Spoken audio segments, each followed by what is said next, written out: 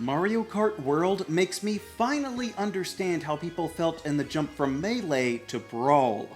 When Super Smash Bros. Brawl came out, I loved it, because it was a shiny new fighting game for my Wii that seemed bigger and better in pretty much every way. I mean, it had a lot more characters and stages than last time, even some of the best stages from the last time were carried over as well, not to mention the entire Subspace Emissary, which was a massive new side mode crossover that brought all of these gaming icons together in one cohesive story. I didn't care about all of the exploits of Melee, like wave dashing or whatever that I could never pull off in the first place. So why wouldn't I play the newer version that can still use the GameCube controllers as well? So I had room in my heart to love both of these games. But there were certain people that just didn't see the things that made Melee so much fun for them in this updated version. Maybe with how long it took to make the new game, the creators thought it had to be substantially different to make that wait worth it. So they changed things in some pretty important ways, like making the overall gameplay slower and floatier, even devising mandatory mechanics to make the game more casual, like tripping. Or even something as small as unifying all of the target challenges when they used to be unique to each character was a sign to some at a lack of care that had helped define the previous entry. And while wholly new additions like Final Smashes were appreciated, were they really worth sacrificing a more standard adventure mode and multiple characters from the last entry? Isn't removing characters at all more of a lateral move at best? So, with Brawl, the end product was far enough removed from how the previous entry operated that they had some vastly different strengths, such that there wasn't really a clear better version overall. Depending on how you like to play, you may prefer one or the other. And despite this incredibly unique relationship, this can somehow all be said for the new Mario Kart World and its predecessor, Mario Kart 8 Deluxe. Like Melee, we spent a good long while getting to know the ins and outs of this version of Mario Kart. We forced into our bones the muscle memories of each course and how the fluid system of anti-gravity works. But if they were going to justify making a new Mario Kart at all, it couldn't just be more of the same, like the relatively small jump from 7 to 8. To a lot of people, there's not really much reason to go back to the 3DS version. So they changed this on the Switch too by putting all of the tracks into a new connected world where you can physically drive from one to the other. No way you could have done that on the last version, that's for sure. So that's a complete change in the design philosophy that defines the game, a feature at least on par with the Subspace Emissary for justifying why it's different, but also not inherently better. Lots of players really enjoyed the 3 laps per track in the previous Mario Karts, where you can take new shortcuts every time you circle around, and they just didn't click with the way that you have to drive between intentionally constructed tracks through largely barren landscapes. But then some people love the open world because it is something new, and it does contain P-Switch challenges and other such collectibles that can reward your exploration, giving you an actual reason to travel. Being a next-gen console, the game unquestionably looks good, but that's not enough of a draw when it's missing the same spark that the last game captured. That success was basically like lightning in a bottle. So those same things drawing people back to Melee, I now feel when it comes to Mario Kart 8 Deluxe. I know that World is the shiny new toy, but after just a few races, I feel myself being drawn back to the old Switch 1 title instead.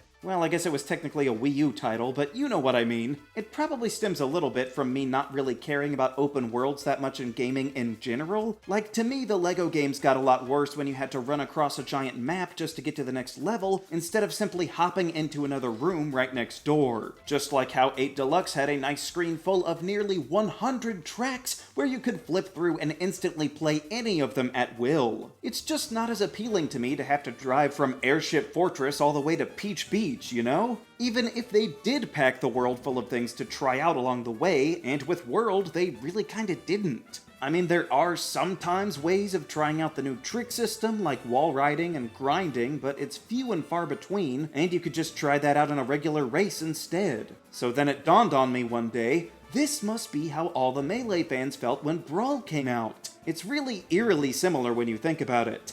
Melee and 8 Deluxe were both the highest selling games on their respective consoles, and both got a second wind, one with the Booster Course Pass doubling the track count, and the other with profoundly popular competitive play, making them arguably even more popular by the time their replacements rolled around. So it's a bit understandable that after a big shakeup in how the game actually plays, some people would rather stick to the ones that they've loved for years since they just don't vibe with the new controls. It feels off or not as responsive to do even simple tasks. It's not like a new story in a Zelda or a Metroid game. These changes fundamentally alter the way that you interact with the next big thing in your once beloved series. So if it feels too clunky or simply unrewarding, I can totally see why someone at the time would reject Brawl and simply return to Melee, because that's a bit of how I feel now about Mario Kart World. I'm not saying that the gameplay is completely terrible and ruins kart racing forever, but it's not as intuitive to pick up, when I can't always use the hop function in the way that I would like. But hey, at least the rewind feature is nice. Honestly, I feel like that could have been the main selling feature for the new game as a whole on its own, but they added in a bunch more stuff that I don't really care to complete, because the question panels and Peach medallions only give you stickers. If they maybe unlocked characters or something, I would be more willing to grind them out. But instead, they made all of the character unlocks purely by chance, to the point that you have no control over when it's activated or what it'll be. Not to mention a bunch of random characters that nobody expected to replace beloved fan favorites. And the same could pretty much be said for the changes added in Brawl, which, by the way, also included stickers, ironically enough, and they didn't really matter in the long run either. But for instance, how many people actually went through and played all of the masterpieces? It's cool that they're in there at all, but with the overly restrictive time limits, most people probably just stopped after the first one or two. Or maybe you were really excited for the stage builder mechanic, only to be underwhelmed by its limited scope. At which point it would feel like the developers wasted a lot of time on a part of the game that you don't really care about, and could have spent more time on something worthwhile, like keeping more of the fighters that you really loved, like Mewtwo, instead of randos like Toon Link. Just like how World dropped the beloved Funky Kong for literal no-name NPCs. Now, I'm not trying to rally people to hate on Mario Kart World, because the overbearing online intermissions are doing that all on their own, and I'm definitely not saying that it's going to fail, because it's got nearly a 100% attach rate on the Switch 2 so far, and will likely be one of the system's top sellers.